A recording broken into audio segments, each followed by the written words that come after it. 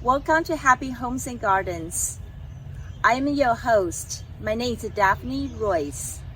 I am a real estate broker, architecture, and interior designer. Filoli Historic House and Garden is located in Woodside, approximately 25 miles south of San Francisco. Covers over 650 acres of land overlooking Crystal Spring Reservoir and the Santa Cruz Mountains. The grounds include a 54,000 square foot mansion surrounded by magnificent gardens, orchards, and natural lands with distinct ecosystems, including a trail. Filoli is considered to be one of the finest remaining country estates of the 20th century. They offer visitors numerous activities and programs throughout the year, and have even been used as the home in many Hollywood films. I have Jim Salyards here, who is a horticulturist and will tell us more about Filoli. Welcome, Jim. Thank you, Daphne. Happy to be here. Would you tell us a little bit about you and what is a horticulturist? Yeah. My name is Jim Salyards. I'm the director of horticulture at Filoli. So I oversee the entire horticulturist team, which is 15 of us in total, who work in the gardens and the greenhouses. I came to Filoli 26 years ago as one of the horticulturists who worked in one of the sections, the sunken garden section of the garden. And then for a number of years, I worked in the greenhouses as the greenhouse manager. And then since 2014, I've been the director of horticulture. And I first visited Filoli. I'll just tell this little story. I first visited Filoli only 6 months before I started working here. And I came on a very rainy day. There were very few guests. The spring display, it was in April of 1995 and 1994, and the spring display was kind of waning, so it wasn't a great experience for me as my first time visit. But then I was wrapping up my master's degree and was looking to find a job in the Bay Area, and I saw a opening for a position here, and I applied just to go through the interview process. And but when I fortunately was offered an interview, and I came out, and when I learned about the work that was happening here and learned more about the history of the garden, I was just overwhelmed and wanted the job so bad. So flash forward 26 years later, I now oversee the department and the team of horticulturists. And a horticulturist is someone who cares for plants.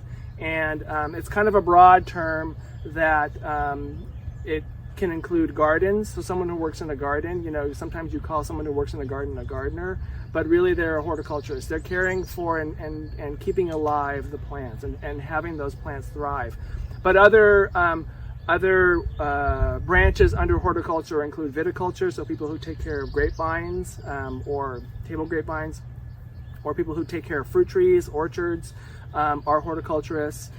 So it's everything from all the different edible crops that we grow, those people are horticulturists, to more garden type horticulturists who take care of plants that flower and are grown for their beautiful flowers as well. So it's a pretty broad field, and I actually went to UC Davis, where horticulture has always been an important part of the programs that they offer, and they have people who study orchard crops and grape crops and different aspects. And within horticulture, it can be gardens, but it can also be floriculture. So people who grow cut flowers for arranging roses and chrysanthemums and Gerbera daisies and all those different things you think of when you go to the florist to buy. That is also an aspect of horticulture where people are growing flowers for people to enjoy.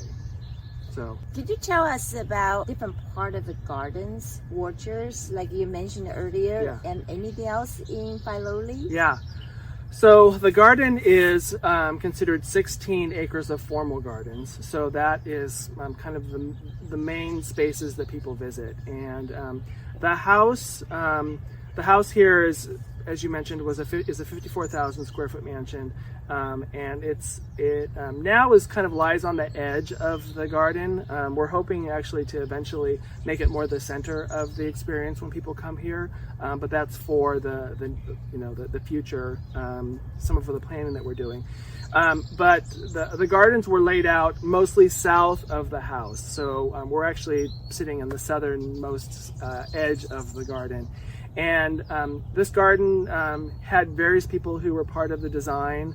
The kind of grander scheme started with Willis Polk, who designed the mansion, and then Arthur Brown of Blakewell and Brown, who's the team who did City Hall in San Francisco, the Opera House in San Francisco, Hoover Tower at Stanford. Many important kind of early 20th century buildings were designed by Blakewell and Brown. Arthur Brown, along with Bruce Porter, who was kind of a Renaissance man artist who was connected to the Bourne family who built Filoli, and they laid out kind of the more intimate spaces within the greater garden, and worked with Isabella Warren, who was an important early 20th century plants woman, also a florist, a party planner, but she helped with a lot of the color scheme throughout the garden.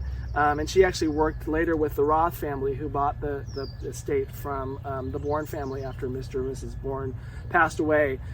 So they were kind of the artist team who designed the garden. And the garden is built on two long axes. We're actually sitting toward the end of the longest axis in the garden, which runs from the north side of the house all the way to the high place, where we're just below. We're just sitting just down below the high place. And it's a 1,730 foot long axis through the garden. There are other axes to the east and west of us. And then breaking up those different axes are walls or hedges or pathways that create the different what we call garden rooms. Other people call them that too. It's kind of a design name for kind of a distinct section of a garden that has kind of a room-like feel. So that is how the garden is broken up, and so we have names for all those different sections, and there are historic names. There are names that we use today because they make more sense to the guests when they're kind of navigating this big garden. So within those rooms, there are different plants. So I mentioned the sunken garden earlier. That was the section that I was in when I first started.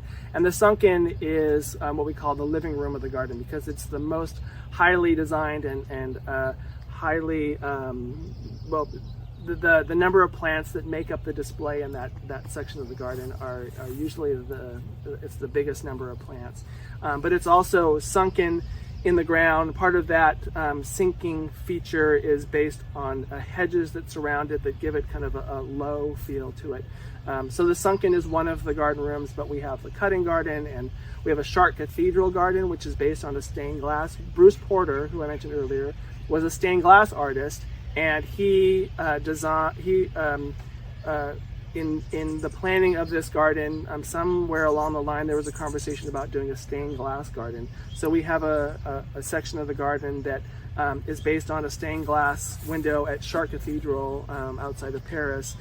So there are hedges that make up what would be the lead of a stained glass window, and then the different plants that we plant between the hedges are the color of the different glass in the stained glass window.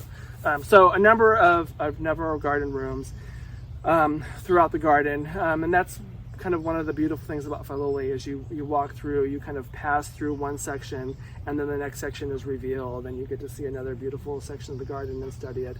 That's one of the things that I've always loved about Filoli. Is I've visited, a handful of the bigger grand estates like Versailles and some of the English country estates and things like that, and they're on a scale that just, for most people, just blows their mind. They would have no idea how to take care of that. But when you walk through this garden, overall it's a giant garden, but each of these rooms is something that would fit in most people's, if they have a normal sized backyard, it would fit in that backyard, and so you can kind of wrap your head around each room as you walk through. The other important component of this garden are the orchards. And we have a almost 7-acre orchard down on the lower section of the property, which is down below where the parking lot is today. And then we're surrounded by fruit trees here. There are down this whole line what we call the ULA. These are the U trees next to us. I don't know if you can see them just behind us. Are espalier fruit trees. So they're fruit trees that are trained onto a post and wire system. So they're kind of this beautiful fan of a fruit tree trained on this post and wire system. But on either side of us there are more fruit trees. And fruit is the biggest collection of any type of fruit plant we have here at Filoli. We have probably 600 varieties of fruit in the garden, and probably 800 to 900 trees total. So we have apples and pears are the predominant varieties, but we also have peaches and plums and unusual fruits called like medlar.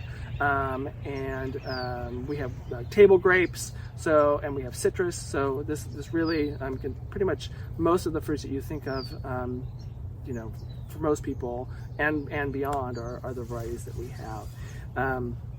So this incredible fruit collection is also an important aspect, and that is what the Bourne family wanted to create. They wanted to create a farm, a country place estate that was also had production and grew fruits and vegetables and cut flowers for them to use for entertaining and for just living. And fruit would be packed up during those days, and when they traveled to their other houses, they would take fruit, or fruit would be shipped to their other houses so that they could enjoy it when they weren't on site. So and it's an incredible collection of fruits and plants in general here at Filoli. I understand Bourne and Ross families owned this estate for about 60 years. Yeah. And before Mrs. Ross donated property, I heard that the orchard wasn't taken care of at that time. So you guys had to rebuild them back to today. Yeah. That was the fruit trees in most of this part of the what we call the formal garden continue to be maintained pretty well. But that 7-acre orchard was not important to them. They only had. They had endless resources, but they wanted to devote the resources to the garden, and so not to any fault of theirs, but it just wasn't. They fortunately bought this estate and saved this property, and later donated this property. So there are things that the Roths did that were life-changing for this garden, and but the orchards were just not something that they cared as much about, and so they just let the orchard kind of do its own thing, and there were fences, but the fences started to come down over the years. So there's an incredible deer population here, and the deer went in, and fruit tree leaves are like candy to deer, and so they ate a lot of the trees, but they also didn't irrigate. And so it wasn't until 1996 that that orchard was just left on its own. And so we wanted to bring back that collection, and we wanted to be able to celebrate that collection down there. And so the board gave money to the horticulture department to clear out what was originally the fence line. It had just become overgrown with oak trees and poison oak and things like that. So that was cleared out, and a fence was put around the orchard to protect it from deer getting in, and then an irrigation system was put in. And at that time, there were about 150 of the original trees. So there were trees that survived. No care, no supplemental irrigation of any kind, and did great. And we've lost a handful of those trees since then, but we still have about 100 trees, 105 trees down there that still survive. So then we embarked on filling in all of the open spots that had been where trees had been lost over the years, and now have rebuilt it. It's still a work in progress. There are conditions down there that make it challenging for trees. So there are some very wet spots. There are some spots where the soil is not great for growing. So it's like I said, it's a work in progress, and we're hopefully we've kind of identified some things that we can do to make it better growing conditions, replacing some of the dwarf varieties. Fruit trees can be grafted onto different types of roots, so that they can be kept small, medium, or full size. And we're realizing that we really should have them on regular rootstocks so that they become full-size trees. So that's something that's in progress now. But we've really brought it back, and now there are over 600 trees down there, and it's a beautiful. When we open it up during the month of October for Orchard Days, every weekend the orchard is open. Just as part of your regular visitation, you can come and walk through the orchard, see the fruit trees. It's really beautiful in fall. Sometimes there'll be a little bit of fall color starting. It's really lovely to walk through an orchard of trees. Most of the fruit has been picked by then, but one thing that we do is we leave our grape collection, and people can graze the different grape varieties that we have and taste all the different grapes. So that really enhances the visit for a lot of people, especially families. The kids are really excited about the grapes and getting to taste those. So yeah, the orchard has in the last 25 years become more and more an important part of this estate again, which has been great. So when they started to construct and design this entire estate, are all the trees and orchards or any part of a vegetation, are they actually native in California? They are, yeah. So this was a completely native oak woodland landscape. For the most part, there were some natural meadows on the land. Filoli sits about, I can never remember the number, but a quarter mile or less, depending on where you are, from the San Andreas Fault. The San Andreas Fault runs through the property. And if you are at the garden and have a view to the west, where the mountain starts to rise, that's the San Andreas Fault. And so because of the fault, there are ecosystems on the property that were beyond the oak woodland. There were some meadows, natural meadows as well.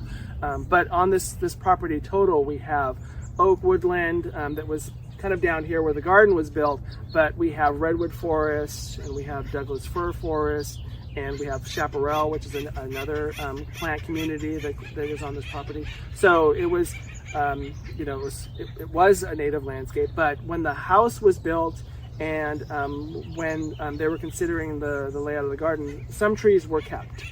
So there are oaks in and around the garden that have been here over 100 years, since before the time that the Bournes built the property. And we continue to add oaks to replace some of the older trees. Sometimes we add something nearby so that when the original tree goes, we still have that component. They are part of what gives this landscape its unique look, is having the native trees that are in and around the garden. For some people, it's one of the highlights of the visit to see the giant oaks that are north of the mansion, just north of the mansion, but other oak trees that we have. Within the garden beyond that, we have what we now call the Woodland Garden, which is adjacent to the Woodland Garden Court, which was originally the tennis court. And that originally was a wild garden, and a wild garden is a garden that is made up of the plants native to that area. But when Mrs. Roth lived here, she loved camellias, and she loved rhododendrons, and she loved dogwoods, and so those trees and shrubs were added to that section. So now it's more of a woodland. There are still a number of other native plants in the woodland, but it's predominantly plants that are exotic to the state. Would you kind of describe a little bit about natural lands and the ecosystems? Yeah. So I think we have 7 distinct ecosystems. So I talked about the oak woodlands, the redwood forest. We have the meadow areas. We have some riparian, some wet areas. We have a lot of natural creeks that run through the property. So those are wetter areas. We have the chaparral that I mentioned. I'm forgetting one, but those are the different ones. And you can see, you can either be in or see a number of those on the estate trail when you walk through. So you walk along the edge of the meadow, you walk through the oak forest, you walk through a grove of redwood trees, a native grove of redwood trees. You are near some of the wetter areas. You can see the chaparral, but none of it goes through any of the chaparral. So with those, I think that is part of what, you can hear birds in the background now. It's not just this garden and the flowers and the irrigation, the water in the garden that attract wildlife. It's also that we're surrounded by native lands, and birds and other animals have lived in this area in and around this garden for millennia. And so we have sparrows singing, and we have all the wildlife that lives in the Bay Area, from mountain lions and coyotes and bobcats and foxes. The higher predators are on the property, and we see evidence of sometimes daily. But we have all the birds and squirrels and raccoons and skunks and possums. So we have all of that, and that is important for us because, and we're also, at the very beginning you talked about us being adjacent to Crystal Springs Reservoir. This land and those streams that I mentioned all run off into Crystal Springs Reservoir. So over the years we have really made more and more of an effort to do things organically, sustainably, and do all that we can to protect this watershed, but also that helps to create better living conditions for all the animals and birds here too. I understand when Mr. and Mrs. Bourne, when they designed this property and they want to be sustainable, so they will be able to have all the foods coming from the garden and the orchard, maybe the water from the reservoir and the wells. They can lodge in the wood from the redwood trees. Is that still part of a goal for the garden today? Yeah, well, we definitely, in the interpretation that we do, we tell those stories a lot. We're actually so definitely with the orchards, bringing back the orchard. We try to do that not only because it was an historic component of the estate, and we want to bring that back for people to enjoy, but also for the production, so that we can make apple butter and pear butter, and we can make hard cider, and we can make other products that we can offer to the guests. So that's those are some of the reasons we're doing that. We're also right now in the midst of reopening or opening our historic vegetable garden. There's a vegetable garden that was part of this upper production part of the garden. Historically, it was where vegetables were grown for the Bourne and the Roth family. The last 40 years, it has been mostly offline in terms of guests being able to see it, although we have opened it up for programs and classes and things like that. But we're working toward opening it up in the next month. So hopefully sometime this summer of 2022, the vegetable garden will open up, and we can start growing things. So when it was offline, it was a staff cooperative vegetable garden. So staff were using it to grow vegetables. It would be shared amongst the staff. But now we want to put that produce into products that we can create for guests to take home, like tomato jam or a chutney or a salsa or something like that, but also create or offer vegetables to the company who runs our cafe, so that people can daily be eating things that come from the estate.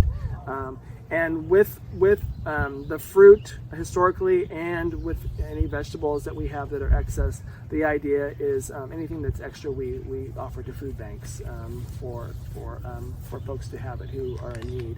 So that will continue as well with the vegetables. So yeah, then the Bournes also, they kept sheep and cows and chickens and rabbits. So they really did want to live off this land. And I, we don't have a lot of history in terms of how much they were able to, but I think that it definitely supplemented a lot of what they needed for regular meals. My guess is that they probably used those products as much as they could when they were entertaining, so they could share that bounty with their guests. But water was also, and continues to be, an important component of this estate. And originally, the Bournes built a reservoir kind of up the mountain a little ways, and soon learned that was not going to be enough water for them for this size of estate. One of the things that the Bournes did that was really smart was that they built this garden based on what they thought the water that they could harvest from this land would be able to sustain. So they and that resulted in this garden that is on the smaller side of some of the estates that you see around the world, but it was sustainable in that they were mindful of what they could actually keep going well. Not long after they built their reservoir and started living with that quantity of water, they realized that it wasn't enough, and so they had wells dug on the property. I think originally there were 33 wells that were dug.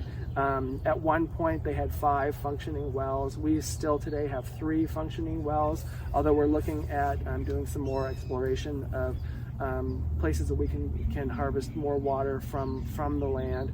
And then during so the Bournes lived pretty well with what they were able to produce in terms of water.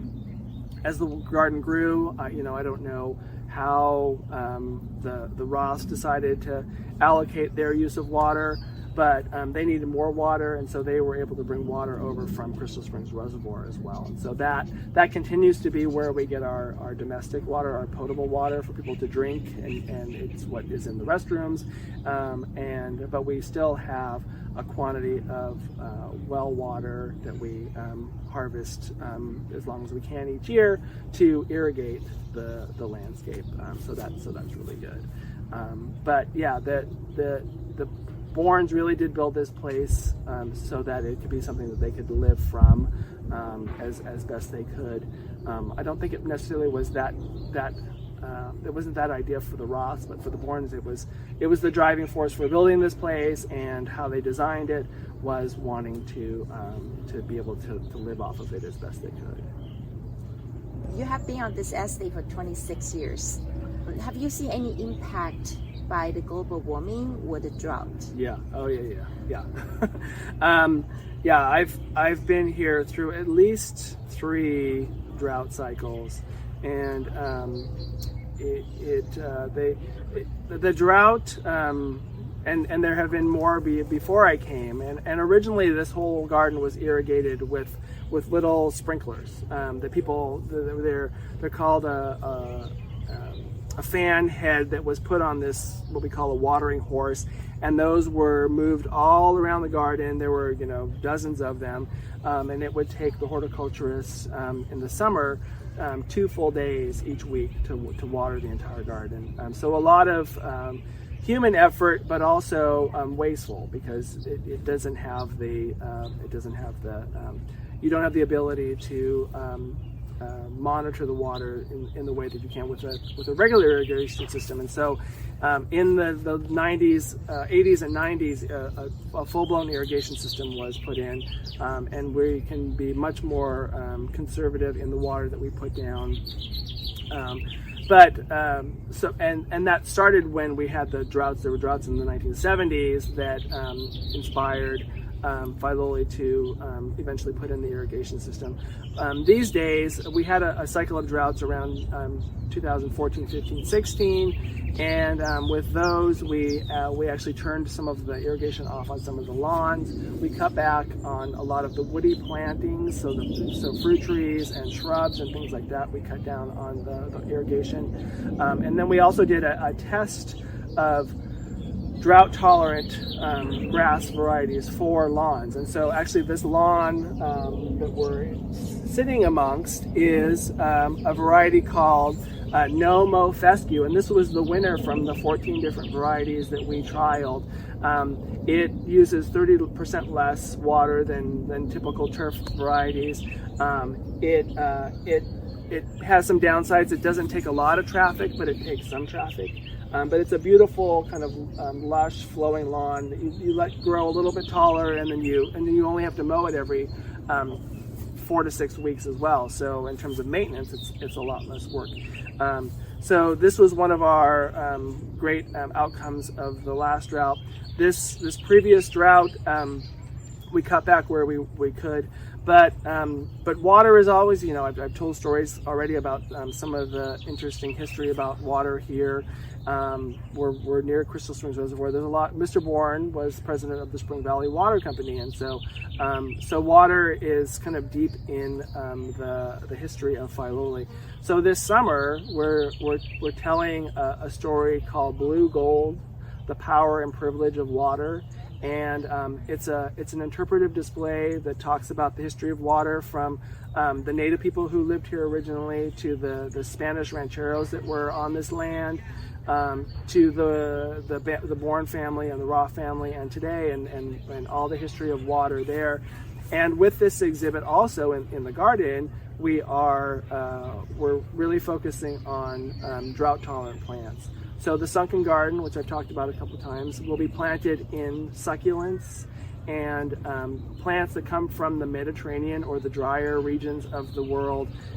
So they're used to a summer with no water, and so they use very little water compared to apple trees and some of the other things around the garden. So we're really focusing on that display, telling the story of what people can do in terms of water conserving. But your original question was about global warming and what I've seen, and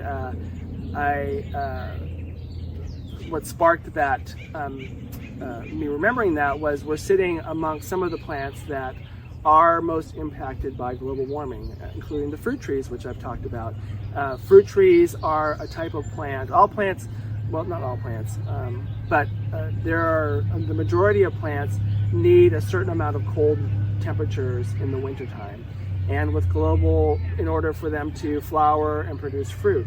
And the impact of global warming is that there are some varieties that, let's say, they need 800 hours of below 40 degrees each winter in order for them to be able to flower.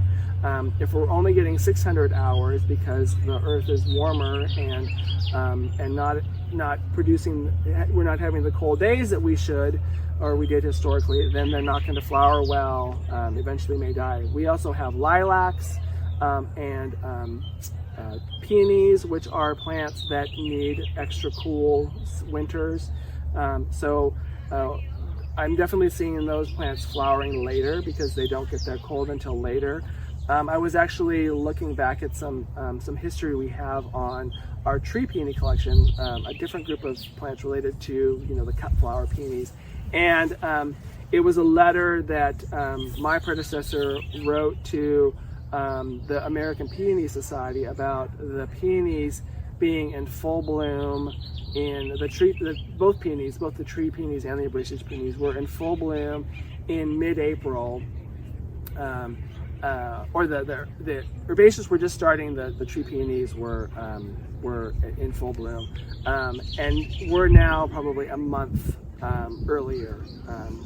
This way, a month earlier than those dates now. So this was a letter written in the late 80s, and now 30 plus years later, we're a month later. So global warming is impacting things, and I wish we had more of those nuggets of history, and maybe we do in our archives, but it's something that I hope to do is take more of these notes about when things are blooming each year, so that we can start tracking how things are changing moving forward. So yeah, global warming is definitely a concern. Water conservation is a concern. We're looking at other types of plants that we can use to replace plants within the garden that don't need as much water in the future, but still provide the same elements in terms of their design. So the yew trees are an example. We're looking at potentially replacing in places our hedges, our boxwood hedges require a lot of water, and there are things that you can grow that you can hedge into long lines of boxes that are much more water conserving. Can you tell us about the programs and activities that the estate offers to the public? Yeah. So there are a lot. It's kind of out of my wheelhouse a little bit, but I'll in this, we try to have an overriding theme for each season or seasons, like the blue gold, for the summer and the fall. So our seasons are winter, spring, summer, fall usually, and then holidays. And within each of those seasons, there are a number of offerings. We're still kind of coming back from COVID in terms of programs and what we can offer, because some of the programs, it requires you going into an indoor space, and so we're really broadening what we can do in terms of using the garden. So the orchard days, which I mentioned earlier, just kind of jumping into fall, is an example of something that we learned from COVID. We used to do a much more indoor fruit-focused event, and now we have orchard days where the orchard is open, it's safe, you can walk around with your family. It's maybe not as an intensive event, but that was what we did was a one-day fall festival, and now we have, actually from the last weekend in September through the end of October, every weekend the orchard's open. So there are many more, it's created many more opportunities, and so allows a lot more people to attend and to enjoy the orchard. But winter, we usually do have a ballroom series, which is art focused. So performing arts of different kinds happen in the winter. We celebrate Lunar New Year each year in some way in winter.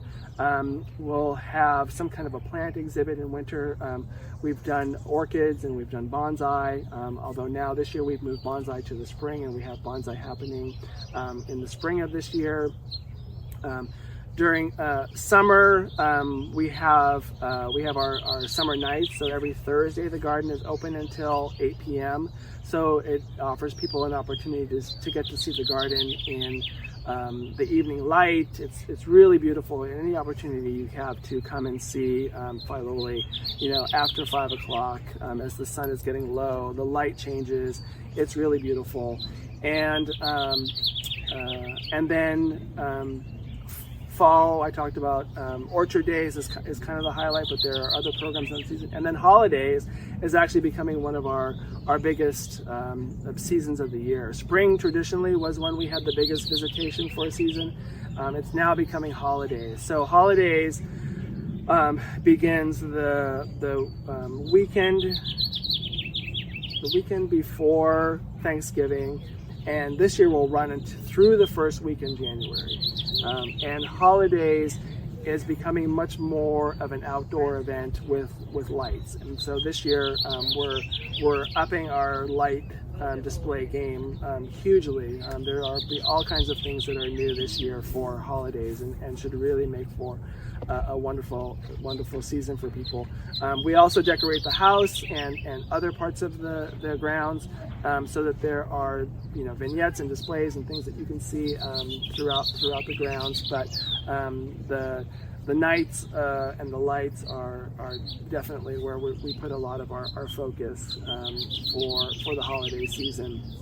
And there are Santa weekends where kids can come and see Santa, and it's becoming like the old iterations of what we did in the holidays. It's becoming a tradition, but it's becoming a tradition for many more people, many more families. It's much more family focused, and a wonderful way to share something in your community with family who comes from out of town.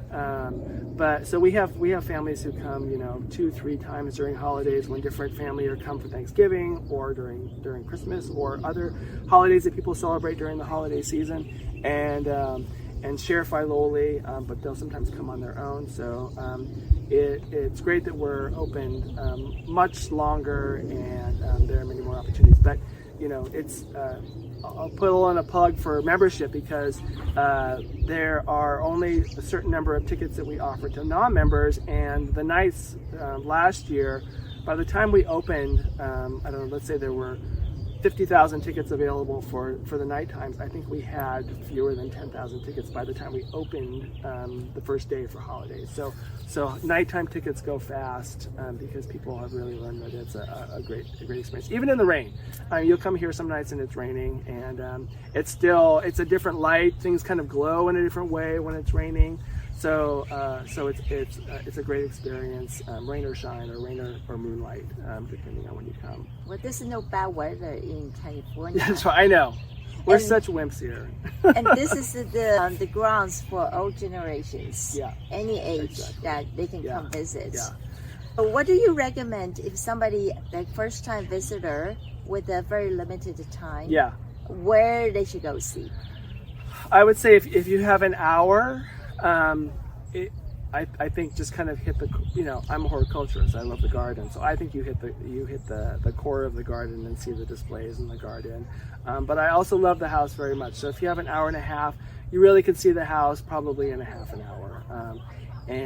So hour and a half. Spend more of the time in the garden, but you also will have time to visit the house. There's usually more interpretive information there, and you can learn more about the history when you go through the house. If you have 2 hours, you can spend a little bit more time in the garden, a little bit more time in the house. If you have 3 hours, then you can also walk the estate trail, which is a mile-long loop on the grounds, and see the natural areas, which is a really wonderful addition to a visit. But we have people who will come for 4 or 5 hours, and will take a break and go have lunch in the cafe, or they may bring a picnic. We have picnic tables down near the parking lot, and so you can have a picnic if you want, or you can visit the cafe and then go back and walk things again. I love walking in the garden in different directions, so you can do that on a visit, or just do your loop. But one of the beauties of membership is you can come back every day, every week, every month, and we definitely have members who come weekly just to see, because this garden is always changing. There are always things in bloom, and it changes weekly. Things kind of come up and then have their peak, and then something else is coming. But with the collection that we have here of plants, the camellias that I mentioned, camellias kind of span the whole winter season. We have other things that bloom in the winter, so there's always things that are blooming here whenever you come, which is great. So you should never, hopefully, have a bad visit here and not see some display. There are definitely some times where there's less flowers, but there are always some flowers that you can see. But spring and kind of midsummer are kind of the high peaks of bloom time for us. You're encouraging me to come during the winter in the rain, Yeah, so that's probably in my next agenda. Good. Well, thank you so much, Jim. You're I really welcome. appreciate My all pleasure. very informative information. Good. Yeah. Great. Thank you. Yeah, thank you so Daphne. much.